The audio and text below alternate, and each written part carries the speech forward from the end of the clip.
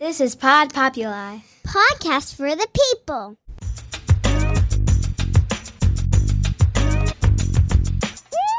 The Great Love Debate.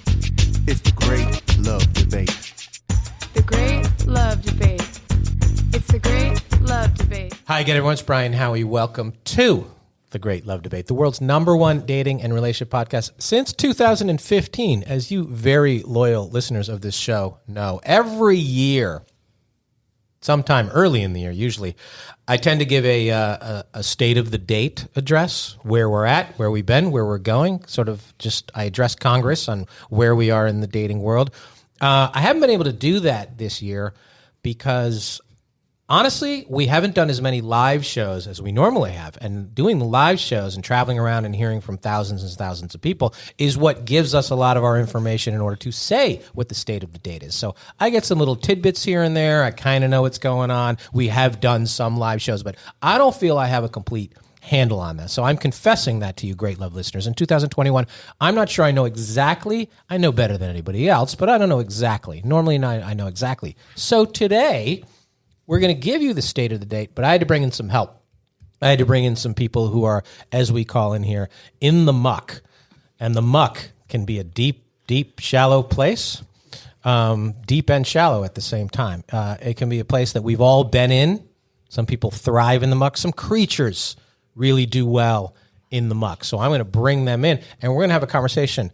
First, he has been on our stage at our live show many, many times. He's been on our stage. He's a 3-city participant. He's been on our stage in Palm Beach. He's been on our stage in Boca Raton, Florida. He's been on our stage many times in Atlanta. He used to be the social king of Atlanta. Now he plies his networking trade in South Florida. He's a bon vivant. He's a man around town. He's the founder of Sheer Events. Jonathan Sheer, how are you? Hello, Brian. It's so great to be here. I'm a fan of the pod, so it's good to finally be, live with you. On the mic. I like when people who are on the podcast actually listen to the podcast. You'd be surprised. Some people who work for this podcast don't listen to the don't listen to this podcast. And also, we brought in, I don't know if she's a complete podcast virgin. She has been on television before. We found her roaming the streets of South Florida here, but she seems to have a lot to say. She seems to know where a lot of the dating bodies are buried right now.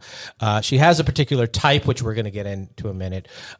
Sherry Bichacho? Yes, it is Bichacho. And it literally has bitch at the front. You can't spell it without the B-I-T-C-H? I mean, you probably could, but it just sounds so much better with that. That's and you married into that name? I married into that name. That's pretty good, right? I have 3 girls that, they know. So you're just a pure bitch. Yeah, but a good bitch. Yeah, a sexy bitch. That's a sexy bitch. That's a miraculous last name to have. This bitchy chick. Yeah, I like that. All right, as I said, things are.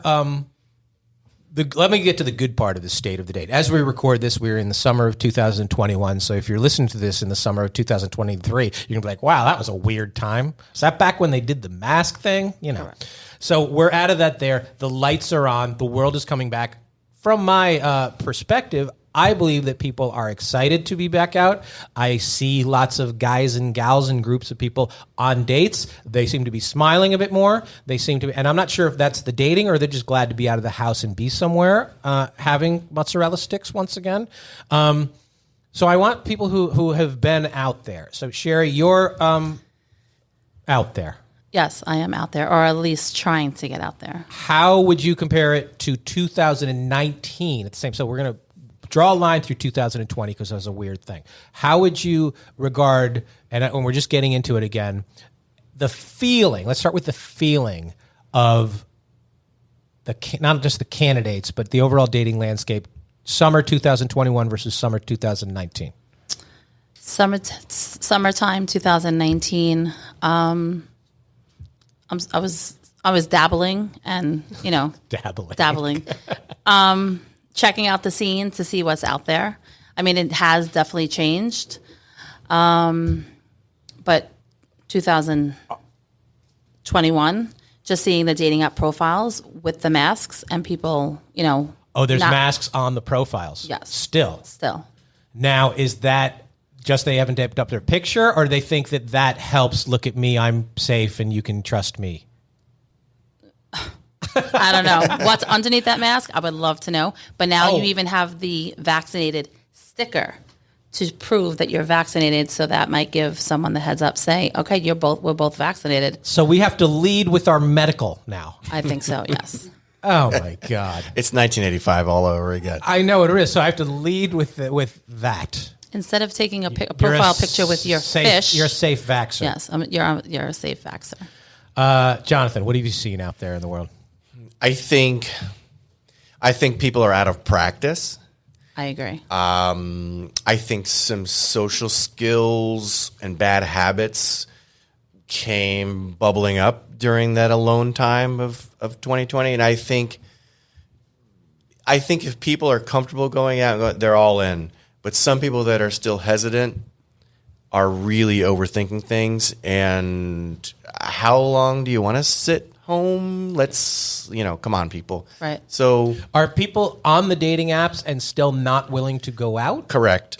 Wow. Can we just chat? Can we Zoom? And then within some of the apps, like on Hinge, you can actually call people through the You app. can. Bumble, So you're FaceTime. Do they have to say I'm allowed to be called? Is there a setting? Or can you just hit a button and the phone I rings? could go check. You right can now. I hit want a to check this in real time. check in real folks. time, but I think you can just hit the button and then you can accept Yes. it. But it hides like the phone Facebook, numbers. Insta, they have that thing. So who's going to answer the non-phone number random through the Hinge? I think you both have to match. Have to have a match first for that to. but you feature. could have matched with 50 people. Correct. Correct. It must give you the name. It gives you their name. Okay, so you but know it the hides name. their number. So, Right. and I've done a couple of these. So have I.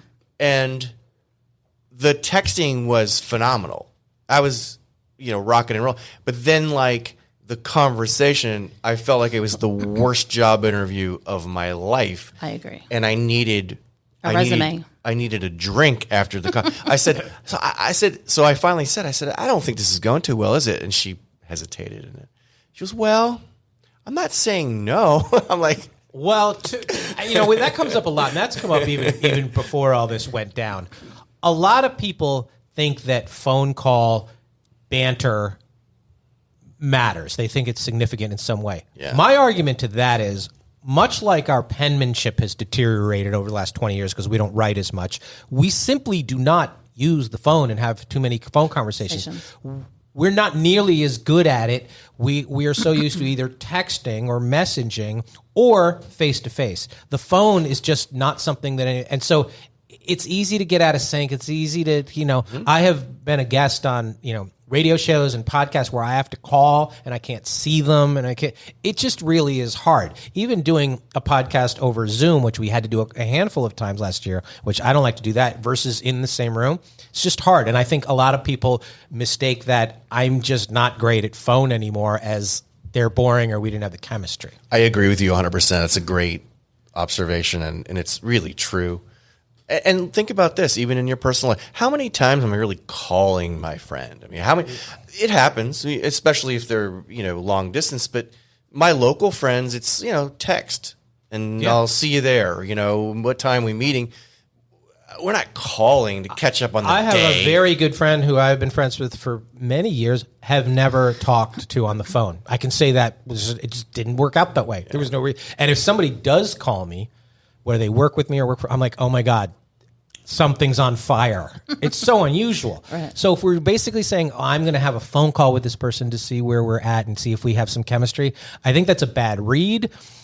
I also think, tying this into last year, a lot of us got better at Zooming and more comfortable and FaceTiming and all that. I'm not sure that was a different skill set that we developed that might not translate into the face-to-face. You have different rhythms and different timing and different shoes on and all that thing. I'm not sure that necessarily carries over either. I mean, a lot of people were going live on the dating apps, on Scout and Meet Me and POF to try something new. Are you on Plenty of Fish? I am on Plenty of Fish. Get off Plenty of Fish. You might as well be on Craigslist. Seriously. I know. Well, that's where I found. That's how I found my ex on POF. Well, that's why they're your ex. What are the other two? I'm on Bumble and Hinge and Tinder. You just named a couple other things though. Oh, Meet Me on Scout. It's one of the. Scout? I guess it's a dating app, but people actually go live and they talk about their daily life, and you gain coins and You could turn it into cash.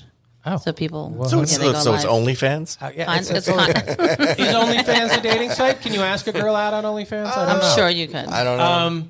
Let's talk about Hinge. We're going to get back to what you talked Right. about. I want now that you brought up Hinge. People who use Hinge like it. They do. It's not as popular. Obviously, it's still Tinder, Bumble, than people who are very serious or Cupid and things like that. But I think Hinge is third now, right? In terms of people who at least our shows use it. And something happened with Hinge over the last couple of years. The changes they made it's working. I find it to be, out of all of them, super user friendly. It's easy to break the ice with someone because you can leave a comment on their photo. So I've got some funny ones on there, and people, whether they want to go out with me or not, they at least were like, "That's really funny," or "Hey, you're." So it breaks the ice, and it works both ways. You'd be such a good friend. Friend zone. But I've got one. I made this huge cake, and it's like, so that one always get messages on that. I've got one where I'm laying down and I'm just like, I'm over it. And it's just funny stuff. They're like, "Oh my God, you don't have any fish pictures, and you're so different than a lot of the guys on here." Da, da, da, da. Who knows? But Hinge is great, and I think that the users on Hinge seem to be real, quote unquote, whereas on Tinder, a lot of.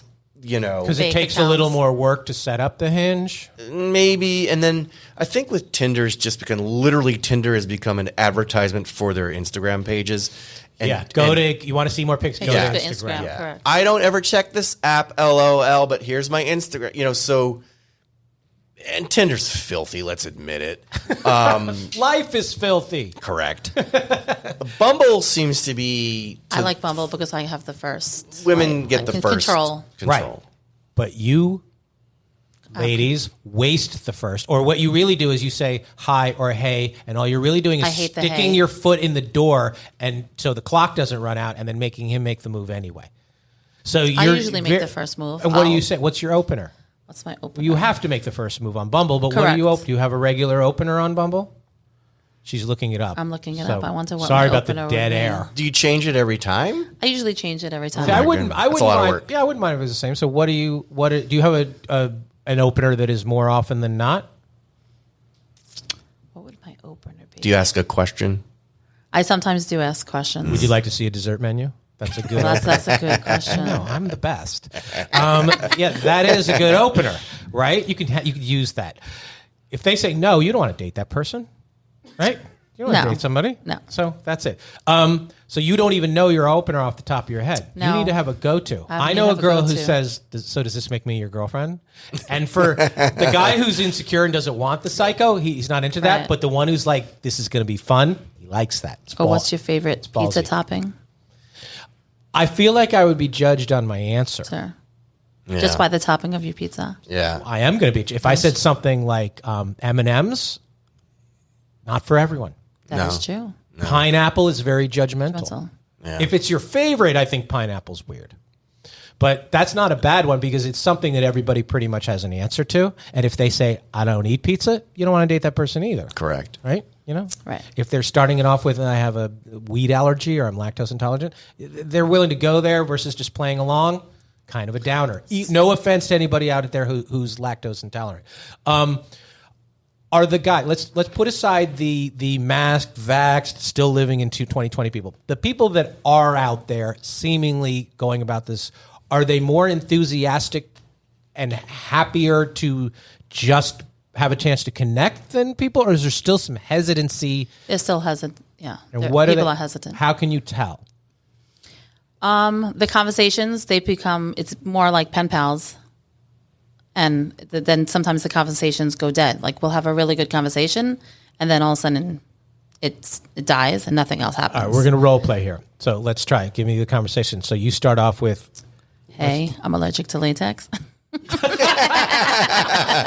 that's a good line. That is a good line. All right, let's start with the pizza. The pizza. Okay, so ask me the pizza question. So what's your favorite topping? Sausage. Sausage is good. Oh, yeah. Yeah. Okay, now sausage is good. What's yours?